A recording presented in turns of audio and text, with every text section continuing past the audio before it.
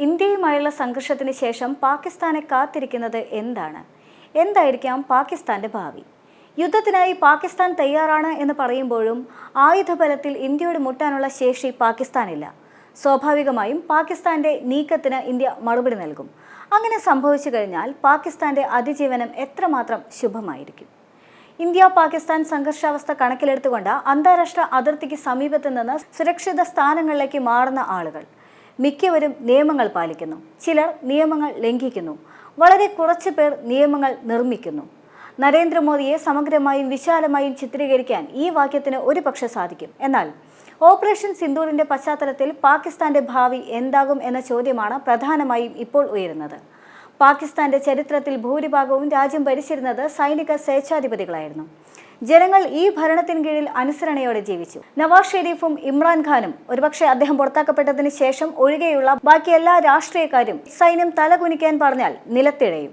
മറ്റെല്ലാ രാജ്യങ്ങളിലും സൈന്യം രാജ്യത്തിൻ്റെതാണ്. എന്നാൽ പാകിസ്ഥാനിൽ രാജ്യം സൈന്യത്തിൻ്റെതെന്ന് പറഞ്ഞു കഴിഞ്ഞാൽ എതിർക്കാനാകില്ല. പഹൽഗാം ആക്രമണത്തിന് ശേഷം പാകിസ്ഥാന്റെ സൈനിക മേധാവി ജനറൽ അസീം മുനീറും അദ്ദേഹത്തിന്റെ ഏപ്രിലിലെ ദ്വിരാഷ്ട്ര സിദ്ധാന്ത പ്രഭാഷണവും ചർച്ചയാവുകയുണ്ടായി. ആ പ്രസ്താവനകൾക്ക് ഒരു മുൻകൂർ പ്രഖ്യാപനം പോലെയായിരുന്നു. രാജ്യത്തിന്റെ സൈനികവും സാമ്പത്തികവുമായ പ്രശ്നങ്ങളിൽ നിന്ന് പുറത്തുവരാനും ദേശീയ ഐക്യം നേടിയെടുക്കാനും ഇന്ത്യയുമായുള്ള യുദ്ധം അദ്ദേഹം അടക്കമുള്ള സൈനിക മേധാവികൾക്ക് ആവശ്യമായിരുന്നു.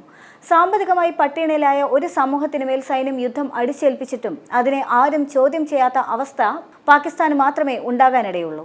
2008 അവസാന സൈനിക ഏകാധിപതിയും പുറത്താക്കപ്പെട്ട ശേഷം സിവിലിയൻ നേതൃത്വത്തിലായ ഭരണകൂടത്തിന്റെ അസ്തിത്വം തന്നെ ഭീഷണിയിലാണ്. ഇന്ത്യയെക്കുറിച്ചുള്ള പാകിസ്ഥാന്റെ അമിത വേവലാതിയും രാജ്യത്തിന്റെ ഒറ്റപ്പെടലിന് കാരണമാണെന്നതാണ് മറ്റൊരു സത്യം. തന്റെ മിടുക്കിനെക്കുറിച്ചുള്ള സൈനിക മേധാവി മുനീറിന്റെ അഹംഭാവമാണ് പാകിസ്ഥാന്റെ ഇപ്പോഴത്തെ പ്രശ്നത്തിന്റെ മൂലകാരണം. യുദ്ധം 90% കാത്തിരിപ്പാണെന്ന് ഫീൽഡ് മാർഷൽ മനേക് ഷാ അന്നത്തെ ഇന്ത്യൻ പ്രധാനമന്ത്രി ഇന്ദിരാഗാന്ധിയോട് പറഞ്ഞിട്ടുണ്ട്. 1971 അത്തരമൊരു തന്ത്രം ഗുണം ചെയ്തുവെങ്കിൽ ഇന്നത്തെ ലോക വ്യവസ്ഥയിൽ അതിന് കൂടുതൽ പ്രാധാന്യമുണ്ട്. പ്രധാനമന്ത്രി നരേന്ദ്രമോദി റഷ്യൻ പ്രസിഡന്റിനോട് ഒരിക്കൽ പറഞ്ഞിരുന്നു, ഈ യുഗം യുദ്ധത്തിൻ്റെതല്ല. അതിനാൽ തന്നെ ജാഗ്രതയോടെയായിരുന്നു മോദിയുടെ നീക്കം. ജലനയങ്ങളിലൂടെയായിരുന്നു ആദ്യത്തെ ആക്രമണം. സിന്ധു നദീജല കരാർ മരവിപ്പിച്ചത് ദീർഘകാലാടിസ്ഥാനത്തിൽ പാകിസ്ഥാനുള്ള ഏറ്റവും വലിയ അടിയായിരുന്നു. നിലവിലെ സാഹചര്യങ്ങളും സൈന്യത്തിന്റെ തയ്യാറെടുപ്പും പരിഗണിച്ചുകൊണ്ടുള്ളതായിരുന്നു മോദിയുടെ പ്രതികരണം. എത്രയും പെട്ടെന്ന് ശക്തമായ സൈനിക തിരിച്ചടി ആവശ്യമാണെന്ന പൊതുവികാരം ആളിക്കത്തിയിട്ടും പദ്ധതികൾക്കനുസരിച്ച് നീങ്ങാനുള്ള തീരുമാനം പാകിസ്ഥാനെ തകർത്തു. ആകെ ആശയക്കുഴപ്പത്തിലായ ഇസ്ലാമാബാദ് ചില തെറ്റുകളും വരുത്തി. 2025 ഭൗമരാഷ്ട്രീയം തിരിച്ചറിയാൻ അവരുടെ വിദേശ നയതന്ത്രത്തിന് ആയില്ല. ക്വാഡും റഷ്യയും അടക്കം ഇന്ന് ഇന്ത്യക്കും മോദിക്കും സുഹൃത്തുക്കളും പങ്കാളികളുമായ രാഷ്ട്രങ്ങൾ ഏറെയാണ്. മുൻ വിദേശകാര്യ സെക്രട്ടറി ശ്യാം സരൺ പറയുന്നതനുസരിച്ച് ഗൾഫ് രാജ്യങ്ങൾ പോലും ഇന്ന് പാകിസ്ഥാന് വേണ്ടി ഖജനാവ് തുറക്കാൻ ആഗ്രഹിക്കുന്നില്ല. ഇസ്ലാമാബാദിൽ നിന്ന് അവർക്ക് തിരിച്ചൊന്നും തന്നെ ലഭിച്ചിട്ടുമില്ല. പാകിസ്ഥാന്റെ ഏറ്റവും വലിയ രക്ഷാധികാരിയായി തുടരുന്നുണ്ടെങ്കിലും ചൈനയും പാകിസ്ഥാനും തമ്മിലുള്ള ഉഭയകക്ഷി ബന്ധം പഴയ പോലെയല്ല. ബലൂചിസ്ഥാനിൽ ചൈനീസ് ഉദ്യോഗസ്ഥർക്ക് സുരക്ഷയൊരുക്കാൻ പാകിസ്ഥാന് ആയിട്ടില്ല. അതുകൊണ്ട് തന്നെ അടുത്ത ചോദ്യം സ്വാഭാവികമായും ഇനി എന്ത് എന്നത് തന്നെയാണ്. സാമ്പത്തിക വളർച്ചയോ അതിന്റെ അഭാവമോ രാഷ്ട്രീയ സന്തുലിതാവസ്ഥയോ അതിന്റെ അഭാവമാണ് പാകിസ്ഥാനെ കാത്തിരിക്കുന്ന ഭാവി. ഉയർന്ന ദാരിദ്ര്യ നിരക്കും സാമ്പത്തിക അസന്തുലിതാവസ്ഥയും നേരിടുമ്പോഴും 2026 സാമ്പത്തിക വർഷത്തിൽ പാകിസ്ഥാന്റെ GDP 3.2%ലേക്കും 2027 3.5%ത്തിലും എത്തുമെന്നാണ് പ്രതീക്ഷ. 2025-26 വർഷത്തിൽ ധനകമ്മി GDPയുടെ 6.7%മായി തുടരുമെന്നും കരുതുന്നുണ്ട്. ദാരിദ്ര്യം, അസമത്വം തുടങ്ങിയ സാമൂഹിക വിഷയങ്ങളെ അഭിസംബോധന ചെയ്തുകൊണ്ട് അവർ സമഗ്ര വളർച്ച ഉറപ്പാക്കേണ്ടതുണ്ട്.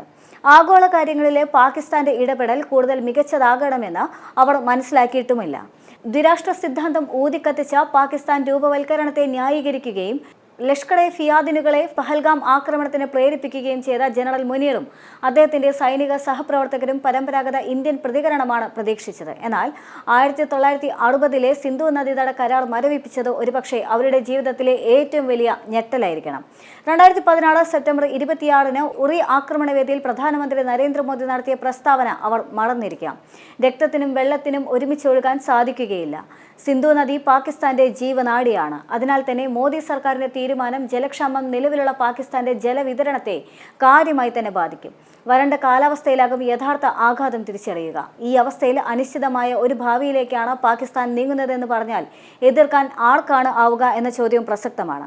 പാകിസ്ഥാനെ രക്ഷിക്കാനോ നയിക്കാനോ ആരുമില്ല. സുപ്രീം കോടതിക്ക് പോലും കാര്യമായൊന്നും ചെയ്യാനുമില്ല. ഗൗരവം തീരെയില്ലാത്ത ഉന്നതരും സൈന്യവുമാണ് അവരെ നയിക്കുന്നത്. രാജ്യം നേരിടുന്ന വെല്ലുവിളികളുടെ തീവ്രത മനസ്സിലാക്കാൻ പോലും അവർക്ക് ആകുന്നുമില്ല. ഒരു സാമ്പത്തിക പ്രതിസന്ധിയിൽ നിന്ന് കരകയറുന്ന ഇസ്ലാമാബാദ് കഴിഞ്ഞ വർഷമാണ് IMF-ൽ നിന്ന് $700 കോടി നേടിയത്. ഇനി സൈനിക നീക്കത്തിന്റെ കനത്ത ചെലവുകൾ കൂടി അവർ നേരിടേണ്ടി വരും. പാക് അധീന കാശ്മീരിലും ബലൂചിസ്ഥാനിലും നടത്തുന്ന അതിക്രമങ്ങൾ ഇസ്ലാമാബാദ് ലോകത്തിന് മുൻപിൽ വിശദീകരിക്കേണ്ട സമയമാണിതെന്ന് ബാലക്കോട്ട് ആക്രമണ സമയത്ത് തന്നെ മോദി പറഞ്ഞിരുന്നു. ഫലത്തിൽ കളി അന്ന് ആരംഭിക്കുകയും ചെയ്തിരുന്നു. പാക് അധീന കാശ്മീരിലും ബലൂചിസ്ഥാനിലും നടത്തുന്ന അതിക്രമങ്ങൾ ഇസ്ലാമാബാദ് ലോകത്തിന് മുൻപിൽ വിശദീകരിക്കേണ്ട സമയമാണിതെന്ന് ബാലക്കോട്ട് ആക്രമണ സമയത്ത് മോദി പറഞ്ഞിരുന്നു. ഫലത്തിൽ കളി അന്ന് തന്നെ ആരംഭിച്ചിരുന്നു. ഇത് പുതിയ ഒരു പാതയാണെന്നത് മാത്രം.